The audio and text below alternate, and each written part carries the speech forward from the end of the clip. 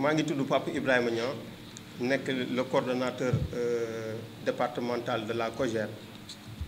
tey dañoo daje woon ñun responsable yi nga xam ne ñoom ñoo nekk ay ndaw jóge ci département yi ñu ni woon nag tey dinañu vraiment féliciter le département ci élection yi nga xam ni ci lañ jóge ñu def ci ay résultats yu extraordinaire te liggéey boobu nag dafa fekk ni gox bu nekk ay ndaw dañ faa taxaw suba ak ngoon guddeeg bëccëg nekk ci animation yi ci meeting yi ci proximité yi ba jour élection yi chaque fois da ngay gis benn responsable boo xam ne responsable jeune la woo la téléphone wax la problème yi nga xamante ne nii wala solution yi nga xam ne bëgg na ko apporter à ce jour. et bés boobu yàlla dimbali nañu ba dans l'ensemble am nañ ci li ñu soxla. et ñuy féliciter encore une fois responsable yi nga xam ne ñoo nekk ci département bi yépp di leen wax ni c'est le moment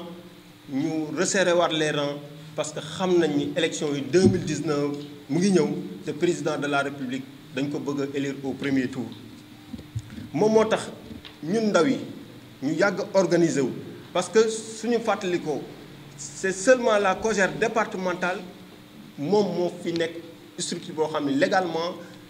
la coordonnatrice dafa ñëw installé ko. ñuy demander aussi ni que président de la république parfois dañuy bëgg a dem ci zone yi nga xam ne dafa sori mais parfois dañuy rencontrer ay problèmes parce que du ñu am ay moyens yu ñu déplacé woo.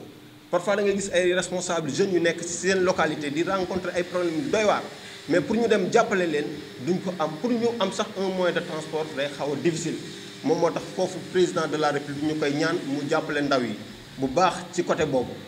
beneen bi ci topp mooy élection yi di ñëw wax naa ko léegi vraiment bëgg nañ ci am taxawaay boo xamante ne nii taxawaay bu am solo la. et pour loolu am ndaw yi nag am na ci ñoo xamante ne nii presque 70% amuñu xëy te nag vraiment bëgg nañ président de la république gestu ñu ci côté boobu. beneen bi ci topp mooy ay responsabilités yi nga xam ne day am au niveau national ak tabb yi nga xam ni président da koy tabb ay jeunes ci département yi boobu ba léegi ci waawoon gisu ci boppam. te vraiment bu dee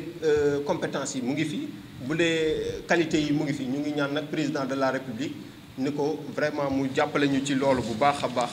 loolu daal la ñu daje woon ni vraiment dinañ ci waxtaan jàllale ko gannaaw bu ñu waxtaanee suñu biir évaluer élection yi nga xam ni moom moo fi jotoo xew. je vous remercie. li ngeen fi jot a wax avec ce pourcentage bi ñu am ci département bi li ko mën a justifier rek mooy que dañu xam ne Tivaouane département la boo xamante ni ay baykat ñoom ñoo ci nekk yaakaar naa boo xoolee ñi voté wul ñu bëri la veille des élections dafa taw ñenn ñi dem nañ ci àll bi dem bay ay tool mais leneen li ci des aussi nañu xam ne département de Tivaouane dafa am ay partis yoo xamante ne ñoom ñoo ko yoroon lu ci mel de la commune de Thilmakha avec notre parent Aïdara Sylla moom moo fa nekkoon doon ñu battre à chaque fois mais je pense que gap boobu xaw nañ ko réduire à 200 voix loolu c'est à saluer.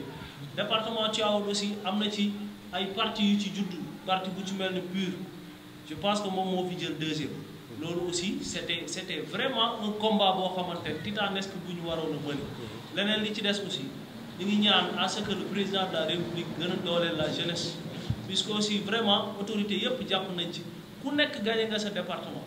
ku nekk gagné nga sa commune. fukki commune ak juróom-ñett benn commune la ci département bi ñàkk mooy la commune de Thilmakha et je pense que foofu ñu ngi jéem a resserrer waat les coudes. leneen li ci des Tivaouane bi nga xamante ni yàlla famille si te am un parti bu tudd PUR nekk ci. loolu lépp boo ko calculer aussi c'est la coalition Benno Bokk Yaakaar moom moo sortir la tête du lot kon nag nañu xam ne vraiment malgré contraintes yi ñu am rek on a su quand même gagner loolu moo nekkoon essentiel te yaakaar naa bu ñu continuer di liggéey ci ni nga xamante ne ñoom la ñuy liggéeyee yàlla dinañu dimbali ba échéance yi ñëw on va porter au président de la République dès le premier tour voilà loolu daal laa ci amoon ci bopp. dafa am benn position boo xam ne COJER daf ko yàgg a jël position wu COJER mooy on n'est pas là pour la promotion d'aucun leader COJER li muy def mooy leader boo xamante ni moom le président de la République tànn COJER daf koy accompagner jusqu'au bout defe naa ni loolu leer na ci élection yi ñu génn que ni COJER li mu ci war na taxawi lépp taxawe na ko ci.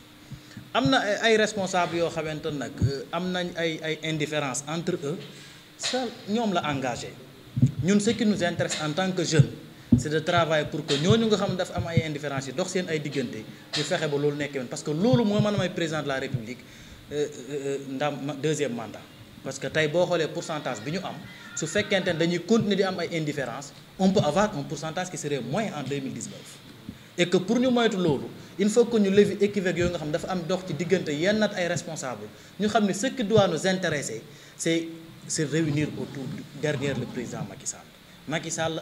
le président Macky Sall a bien fait pour le département Tivaouane donc war nañ ko delloo njukkal lu dul que ay responsable nekk fi naan dañuy xiiroo ak a ŋaayoo vraiment am na ku ma ko wax tey ci bëccëg ni am na ñu fi joxe ay consigne de vote man mënuma d'accord ay responsable yoo xamante ni dañoo yëkkati seen xaalis def ko ci la coalition Benno Bokk Yaakaar pour accompagner l'investi wëlbatiku di def leneen man de mënuma cautionner loolu vraiment